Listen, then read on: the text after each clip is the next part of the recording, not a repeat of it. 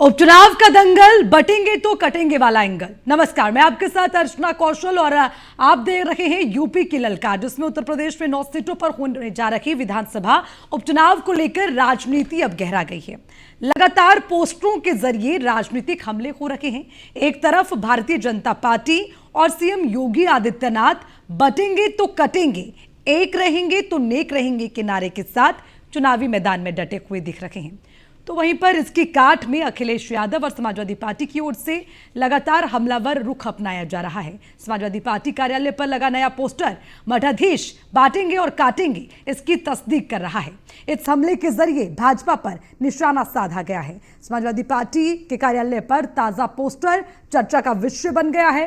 Party नेता अमित चौबे की ओर से यह पोस्टर जारी किया गया। इसमें उन्होंने नारा दिया, मठाधीश बांटेंगे और काटेंगे, पीडीए जोड़ेगी और जीतेगी। इस नारे के जरिए सीधे तौर पर सीएम योगी आदित्यनाथ पर निशाना साधने की कोशिश की गई है। इससे पहले अब तक समाजवादी पार्टी अपने वोट बैंक को टारगेट करती दिखी थी, तो वही समाजवादी पार्टी जहां पोस्टर के जरिए बीजेपी को निशाना बना रखी है, निशाना साध रखी है, तो वहीं लगातार समर्थन मिलने के दौरान भी ये दौर जारी है। बाबा बागेश्वर ने सीएम योगी के बटेंगे तो कटेंगे बयान का समर्थन करते हुए कहा कि पूरे भारत में हिंदुओं को एक करना होगा। वहीं बीजेपी और समाजवादी पार्टी के वार पलटवार के बीच मायावती की एंट्री हो गई है। उन्होंने भी कल एक नया नारा दे दिया कि बीएसपी से जुड़ेंगे तो आगे बढ़ेंगे।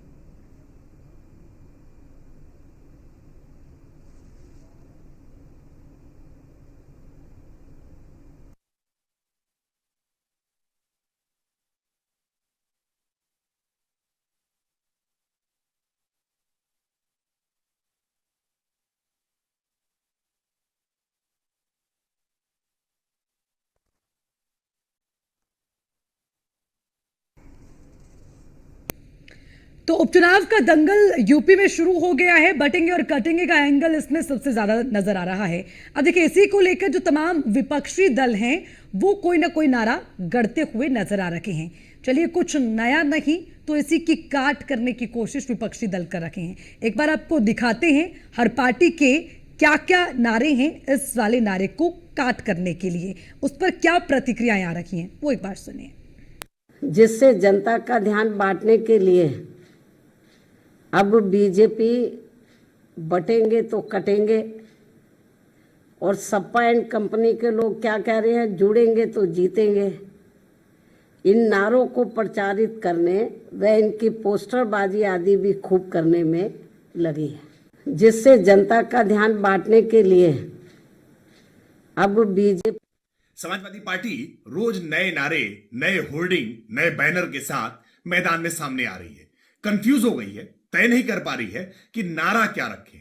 समाजवादी पार्टी इतनी बौखला गई है कि कैसे जाति मजहब के समीकरणों को साधें, कैसे सबको साथ लेकर के चल सके, क्योंकि भारतीय जनता पार्टी तो सबको साथ लेकर चलने की बात कर रही है, लेकिन ये कुछ का साथ और अपनों का विकास जो इनकी थ्योरी थी, ये अब तक एमवाई का समीकरण गढ़ने वाले जो पीडीए का समीकरण गढ़ रहे थे, आज इनका पीडीए का नारा डिरेल हो गया है और इसीलिए रोज नए नए नारे को खोज रहे हैं, नए नए पोस्टर लगा रहे हैं, लेकिन नारों और पोस्टर से भी उनकी चुनावी नैया पार नहीं होने वाली। ये उपचुनाव सभी के सभी सीटों पर बुरी तरह से हारने वाले हैं। एकदम सही है। ये इसलिए किया गया है कि देखिए, अगर गैर सनातनी जो सनातन परंपरा को नहीं जानते, जो वहाँ की विचारधारा को नहीं समझते, देवी देवताओं की महत्ता को नहीं जानते, संतों की महिमा को नहीं जानते, वो संतों का क्या खाक सम्मान करेंगे। उससे द्वंद्व ही उत्पन्न होगा और उससे एक न एक विद्रोह ही उत्पन्न होगा। और जो आए दिन अभी कुछ दिनों पर थूक कांड, तरह तरह के ये प्रायोजित तरीके किए गए, पथराव किए गए, को छाया गया, राम को काल्पनिक, पालघर के संतों को निर्दयता के साथ मारा गया, ये तरह तरह की, या देवी पंडालों में आग लगाई गई, दुर्गा पंडालों में, तो इससे ये सिद्ध होता है कि ये सनातन एंटी सनातन है, इन्हें सनातन से बहुत दिक्कत है। तो जिन्हें सनातन से दिक्कत है वहां सनातन के कार्यों में इनका क्या काम है, मेरे अंगने में तुम्हारा क्या काम है। तो एकदम सही।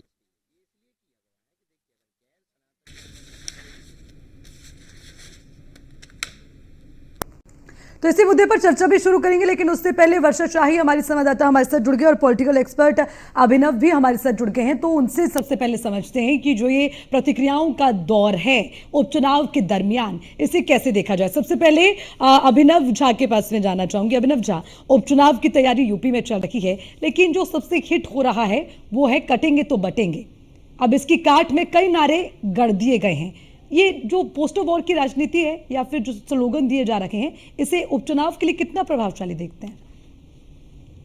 देखिए, जिस तरीके से पोस्टर वॉर हम लोग भी देख रहे हैं शुरू हो चुका है, और भारतीय जनता पार्टी की तरफ से कटेंगे बटेंगे, और उसके बाद समाजवादी पार्टी की तरफ से जिस तरीके से पलटवार किया गया है, और उसके बाद अब मायावती जी की पार्टी बहुजन समाजवादी पार्टी भी पीछे नहीं रही है, उन्होंने भी नया नारा दे दिया है। तो यह स्वाभाविक है, क्योंकि उत्तर प्रदेश में 9 सीटों पर उपचुनाव होने जा रहे हैं, और वह 9 सीटें जो हैं, आप जब उस पर गौर करेंगे तो वो 9 के 9 सीटें जो है वो बहुत उस पर रोचक मुकाबला होने वाला है। उसमें से करहल की सीट भी है, जहां से अखिलेश यादव की पार्टी समाजवादी पार्टी 1993 से ही वो सीट समाजवादी पार्टी का गढ़ रहा है। तो इस परिस्थिति में भारतीय जनता पार्टी चाहेगी कि इस तरीके के सीट पर बीजेपी अपना झंडा गाड़े, और वहां की जो परंपरागत चीजें हैं उसको बदल करके नया संदेश दोहराने की कोशिश करने की प्रयास में भारतीय जनता पार्टी कोई कसर नहीं छोड़ेगी।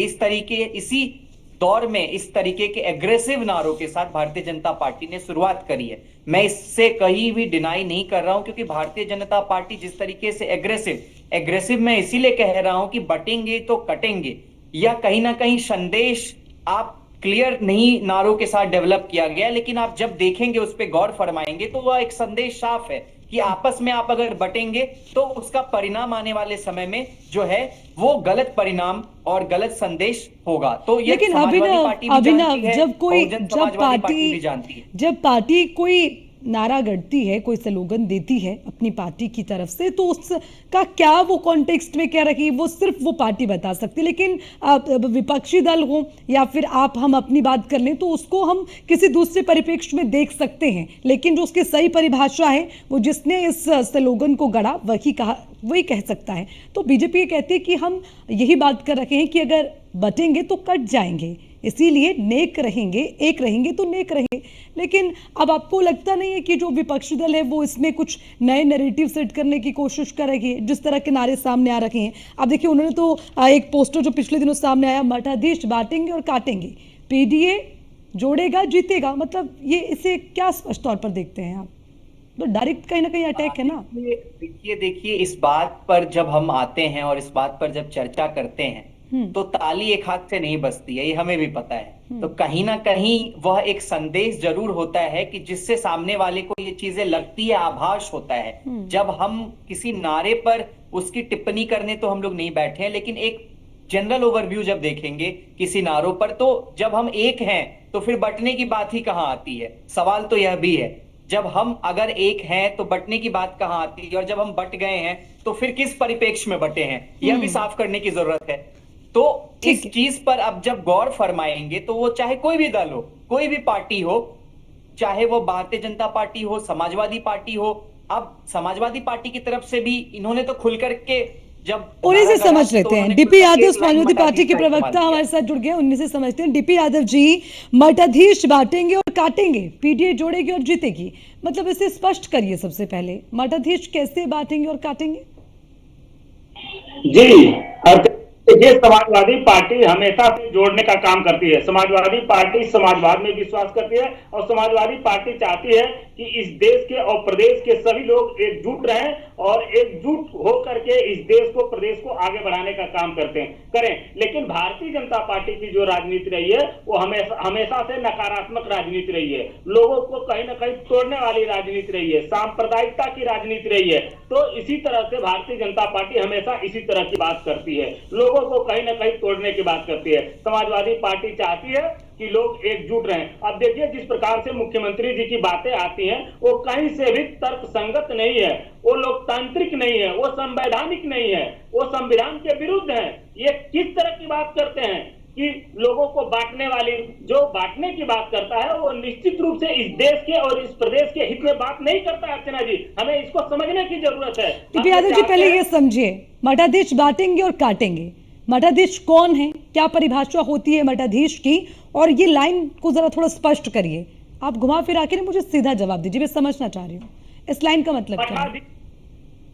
मठाधीश वही है जो लोगों को बांटने का काम करता है, जो लोगों को डराने का काम करता है, जो लोगों को कहीं ना कहीं नकारात्मकता से सराबोर करने का काम करता है, जो सांप्रदायिकता की बात करता है, उसके परिप्रेक्ष्य में कही गई है। जो बांटने की बात करता है, जो कहीं ना कहीं इस समाज को तोड़ने का बात करता है, वो मठाधीश है। मठाधीश के बारे में डीपी यादव जी, मठाधीश के बारे में मठाधीश की सनातन धर्म में क्या भूमिका है उसको समझते हैं आप? मठाधीश की परिभाषा जानते हैं आप? अगर आप जानते हैं डीपी यादव जी, उसके बाद भी अगर आप ये बात कह रखे हैं तो ये वाकई में बहुत हैरान कर देने वाली बात है कि आप डायरेक्ट इस बात को कह रहे हैं कि वो बांटने का काम करते हैं। आप लोगों की आस्था को ठेस पहुंचा रहे हैं। फिर कोई तोड़ने की बात करता है तो तोड़ने में भी लोगों को महारत हासिल है। तोड़ने वाला भी मठाधीश होता है, जोड़ने वाला भी मठाधीश होता है, सकारात्मक बात करने वाला भी होता है, वो भी मठाधीश होता है। लेकिन ये तोड़ने वाले मठाधीश हैं, ये लोगों को गुमराह करने वाले मठाधीश हैं, ये नकारात्मकता फैलाने वाले मठाधीश हैं। ये वो मठाधीश नहीं है जो आप सनातन धर्म के मठाधीशों की बात कर रही है, जो आप कहीं ना कहीं बताने का काम कर रही है। ये मठाधीश वो नहीं है जो लोगों को एक आपस में भाईचारा एकता सिखाने का काम करते हैं। ये इसमें मठाधीशी में हासिल किए हैं कि तोड़ो लोगों को नकारात्मक बातें सिखाओ, लोगों को बांटो, समाज को कहीं आप किसे जोड़ने की बात कर रहे हैं? आप किसे, कौन बिखर गया है जिसे जोड़ने की आप बात करें? आपका भी तो यही स्लोगन है ना कि जुड़ोगे तो जीतेगी, जोड़ेंगे तो जोड़ेगी तो जीतेगी, ये तो लिखा ना, पीडीए जुड़ेगी तो जीतेगी, ये तो है ना आपका नारा।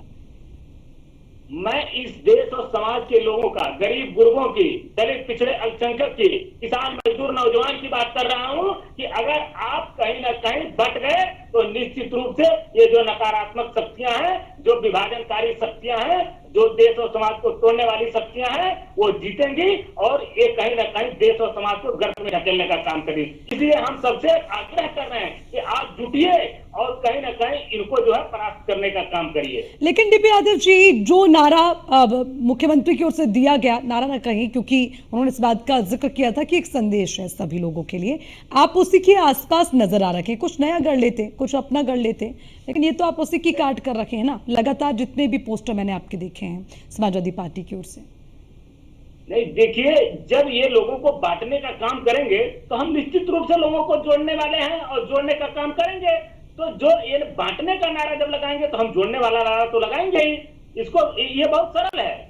जब आप नकारात्मक बात करेंगे तो हम सकारात्मक बात करेंगे, जब आप सांप्रदायिकता की बात करेंगे तो हम सर्वधर्म समभाव की बात करेंगे, सबको साथ ले चलने की बात करेंगे।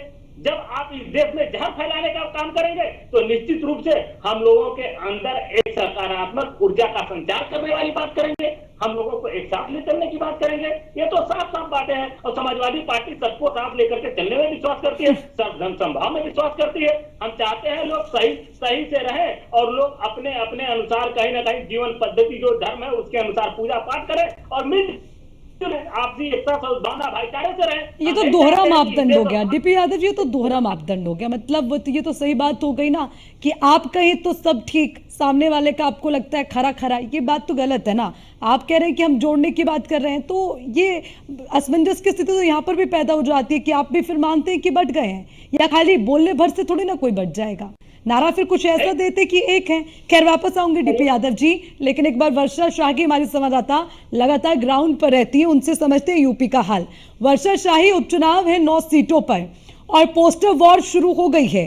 ये जो पोस्टर वॉर है, ये सियासी गलियारों में क्या क्या रंग दिखा रही है, बताइए। देखिए, बिल्कुल उपचुनाव है और उत्तर प्रदेश की राजनीति में पोस्टर का काफी महत्व भी देखने को मिलता है। जब ये पोस्टर लगते हैं तो जाहिर सी बात है कि राजनीतिक गलियारों में कुछ ना कुछ हलचल तो जरूर होती है। चाहे वो पहला पोस्टर देखने को मिला मुख्यमंत्री की तरफ से, जो संदेश सुनने को मिला, जिसको पोस्टर के रूप में उत्तर प्रदेश की राजनीति में लाया गया, न कटेंगे तो न बटेंगे।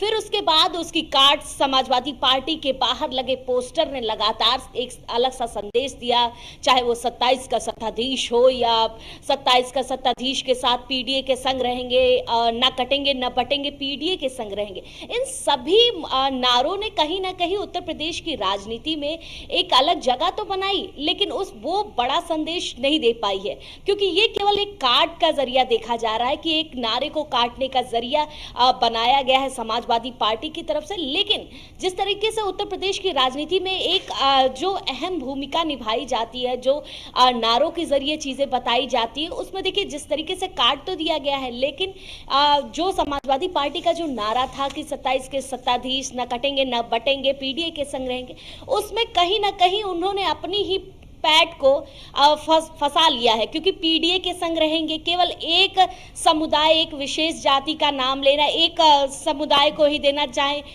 पीडीए का मतलब आपको भी पता है कि पिछड़ा, दलित, अल्पसंख्यक, औरों की बात कहीं नहीं देखने को मिलती, चाहे वो अखिलेश यादव की बयानों में देखिए या फिर अलग से देखिए। तो बीजेपी ने उसकी काट को देखते हुए केवल वही मुद्दा उठाया कि कहीं ना कहीं एक पीडीए का जो नारा दिया जा रहा है उसमें और लोगों की बात नहीं की जा रही है, अब बल्कि केवल काट निकाला जा रहा है, जो काट गलत निकाला जा रहा है। उत्तर प्रदेश की राजनीति में इन नारों का कोई इफेक्ट नहीं पड़ेगा, बल्कि इन नारों से सत्ता में कहीं ना कहीं थोड़ी बहुत हलचल तो जरूर होती है, लेकिन जिस तरीके से अगर बात की जाए उपचुनाव की, उपचुनाव का मुद्दा जो रहता है वो अलग अलग राजनीति लेकिन विमर्शा में ये भी नहीं भूलना होगा कि बटेंगे तो कटेंगे का नारा, जिससे हम सिर्फ नारा भर कह रहे हैं, वो हरियाणा से होते हुए महाराष्ट्र तक पहुंचा और अब लगातार उपचुनाव को लेकर भी उसमें चर्चा हो रही है। लेकिन आऊंगी अभिनव जी, लेकिन उससे पहले डीपी यादव जी, अब देखिए जैसे वर्षा ने भी इस बात का जिक्र किया है कि आप भी तो स्पेसिफिक राजनीति करते हैं, वोट बैंक की राजनीति करते हैं। आप जब पीडीए की बात करते हो तो उस पीडीए में भी तो आप स्पेसिफिक ना किसी को आइडेंटिफाई कर रहे हैं, फिर अगर आप ये करते हैं सही है तो कोई दूसरा करे तो फिर चुपता क्यों है? देखिए अर्चना जी, मैं आपके चैनल के माध्यम से स्पष्ट कर दूं कि समाजवादी पार्टी या समाजवादियों ने कभी भी जाति, धर्म, संप्रदाय की राजनीति नहीं की है। हमने हमेशा से सबको साथ लेकर के चलने का काम किया है। लेकिन जो समाज की मुख्य धारा से कटे हुए लोग हैं, जिनको अभी तक सामाजिक न्याय नहीं मिल पाया है, जो दलित है, गरीब है, पिछड़े हैं, अल्पसंख्यक है, किसान है, मजदूर है, बेरोजगार है, उनको तो विशेष अवसर देना पड़ेगा ना, उनकी तो बात करनी पड़ेगी हमें ना। अब ये बताइए, आरक्षण समाप्त करने का काम कर रही है भारतीय जनता पार्टी। आपको जान के हैरानी होगी कि सन 1990 के बाद जब मंडल कमीशन की एक रिपोर्ट लागू हुई कि पिछड़ों को नौकरियों में 27% आरक्षण दिया जाए, तो कितनों के जीवन में आमूलचूल परिवर्तन आया है। बहुत से लोग कहीं ना समाज की मुख्य धारा में शामिल हुए, वो सर उठा करके शान से जीने का काम किए, उनके बच्चे अच्छी पढ़ाई किए, वो आगे बढ़ने का काम किए, आज उनके बच्चे अच्छे डॉक्टर, इंजीनियर, वकील बने। तो आप बताइए, हम गरीबों की बात नहीं करेंगे? भारतीय जनता पार्टी आरक्षण समाप्त करने की बात करती है, लोकतंत्र को समाप्त करने की बात करती है, कहीं ना कहीं संविधान को समाप्त करने की बात करती है। तो निश्चित रूप से हम ये बात करेंगे कि आप मुसलमानों, आप मुस्लिमों की, दलितों की, पिछड़ों की बात करते हैं, आपको हिंदुओं की भी तो बात करनी चाहिए ना, फिर उनकी बात क्यों नहीं करते हैं? सनातन पर तो आप एक के बाद एक अटैक करते हैं। आज भी आप मठाधीश के नाम पर कह रहे हैं कि यही बांटने वाले हैं, यही काटने वाले हैं, ये तो बड़ी बात हो गई ना डीपी यादव जी। मैं तो स्पष्ट कर दिया कि हम लोग जोड़ने वाली बात करते हैं, हम लोग बटेंगे कटेंगे वाली बात नहीं करते हैं, हम लोग समाज को साथ लेकर के चलने वाली बात करते हैं ना। तो इसमें हैरानी की बात क्या है, इसमें ताजुब की बात क्या है, आश्चर्य की बात नहीं होनी चाहिए इसमें ना। ये तो सबको कहीं ना कहीं अपनाना चाहिए। भारतीय जनता पार्टी जो कहीं ना कहीं, अब बताइए 69,000 शिक्षक भर्ती में पिछड़ों के हक को खा गई भारतीय जनता पार्टी, आरक्षण को समाप्त कर दिया भारतीय जनता पार्टी ने, कितना कष्ट हुआ पिछड़ों को। तो लोग अब सच्चाई समझ चुके हैं, जान चुके हैं भारतीय जनता पार्टी की नीयत क्या है, कि वो वही चाहती है कि जो 500, 600, लेकिन समाजवादी पार्टी तुष्टीकरण की राजनीति करती है, ये कह रहे हैं आज केशव प्रसाद मौर्य ने भी कहा। पिछड़े, किसान, मजदूर, नौजवान, बेरोजगार, इनकी बात करते हैं। अब बताइए, भारतीय जनता पार्टी ने 50 किलो की यूरिया 45 किलो में कन्वर्ट कर दिया, महंगाई बढ़ा दिया, अलग से बेरोजगारी आज स्वतंत्रता मिलने के बाद सबसे ज्यादा है इस देश में, भुखमरी सबसे ज्यादा है। इस पर कभी बात करेंगे मुख्यमंत्री जी और प्रधानमंत्री जी कि केवल वही बांटने, काटने, छाटने, इधर उधर की बातें, नकारात्मक बातें? ये तो अच्छी बात है ना डीपी यादव जी, यही तो है। फिर यहाँ पर अगर नहीं कर रखी है, मतलब केंद्र सरकार या राज्य सरकार इसकी बात नहीं करती, तो यहाँ किसी भूमिका में रहना चाहिए? विपक्ष को ना, विपक्ष उठाए उन मुद्दों को, लेकिन आप तो खुद काटने बांटने छाटने में लग गए, तो फिर आप खुद गुमराह हो रहे हैं, ये बड़ी बात है। अभिनव जी, आपसे भी जानना चाहूंगी, ये पोस्टर वॉर के साथ साथ समझने की जरूरत ये भी है कि ये उपचुनाव इतने अहम हो गए हैं कि अब कहीं ना कहीं आपको नहीं लगता है कि अपने वोट बैंक को समेटने की कोशिश हर राजनीतिक दल कर रहा है?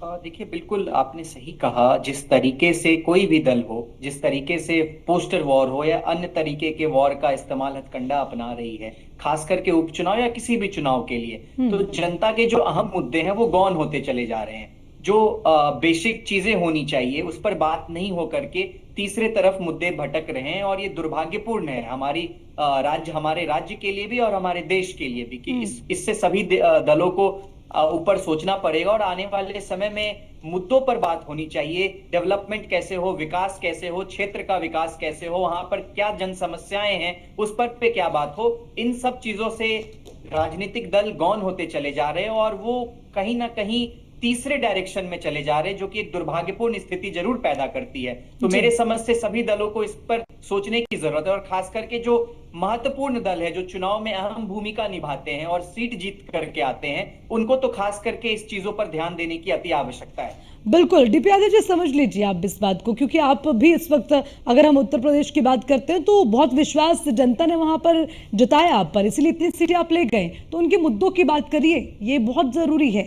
ठीक है, बाकी तो मुद्दे हैं उस पर तो राजनीति करनी चाहिए, लेकिन मुझे लगता है कि अगर आपको ये शिकायत है कि ना मोदी जी बात करते हैं महंगाई की, बेरोजगारी की, किसानों की, ना मुख्यमंत्री योगी आदित्यनाथ करते हैं, तो कम से कम आप तो करिए। आप भी बटोगे कटोगे के आसपास घूमते नजर आएंगे तो कैसे बात बनेगी। खैर, अब वर्षा, आपसे आखिरी कमेंट में लेना चाहूंगी, उपचुनाव को लेकर क्या अपडेट है, क्योंकि ये जो पोस्टर वॉर है ये हम देख रखे हैं। मायावती ने भी एक नया नारा गढ़ दिया, समाजवादी पार्टी ने नया जो नारा है वो गढ़ दिया है, तो इसके साथ साथ उपचुनाव की जो तैयारी है तमाम राजनीतिक दलों की ग्राउंड्स पर, उसको लेकर एक जानकारी।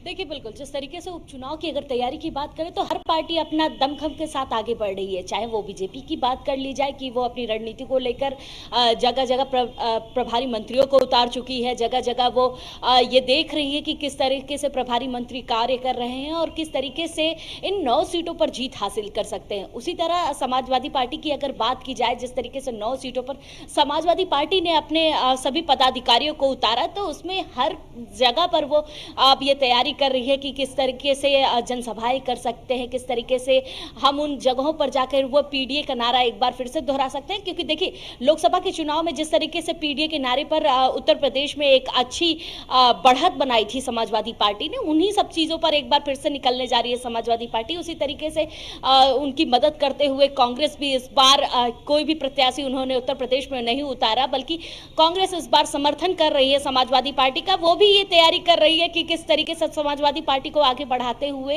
उत्तर प्रदेश की राजनीति में अहम भूमिका निभा सके। देखिए, क्योंकि कांग्रेस ने इस बार चाहे वो 8 सीटें उत्तर प्रदेश में लोकसभा में लाई हो, लेकिन उपचुनाव में ना उतर करके ये बिल्कुल, और देखिए वैसे बहुत बड़ी बात इसलिए हो जाती है कि क्योंकि कांग्रेस एक बहुत बड़ी पार्टी है, राष्ट्रीय पार्टी, और ये पहली बार है कि जब किसी उपचुनाव में कांग्रेस का एक भी उम्मीदवार नहीं है, तो मतलब वही बात हो गई ना। ये तो वो तो कहते हैं कि हम खैर सहयोग दे रखे हैं, बड़ा दिल दिखा रखे हैं, लेकिन ये जो मुझे लगता है कि बलिदान है ना, ये काफी भारी पड़ सकता है कांग्रेस को। खैर, उपचुनाव पर लगातार हमारी नजर बनी रहेगी। डीपी यादव जी, अभिनव जी, वर्षा, बहुत बहुत शुक्रिया आपका हमारे साथ इस चर्चा में जुड़ने के लिए। और बात अब उपचुनाव के दंगल की हो रही है, जिसमें बटेंगे तो कटेंगे के एंगल को लेकर लगातार सियासी हलचल देखने को मिल रही है। पोस्टर वॉर शुरू हो गई है, लेकिन इसी के साथ और कितनी हलचल चुनाव के नजदीक आते आते होगी, इस पर भी रहेगी हमारी नजर। और इसी के साथ फिलहाल के लिए इस चर्चा में इतना ही। मुझे दीजिए इजाजत, नमस्कार।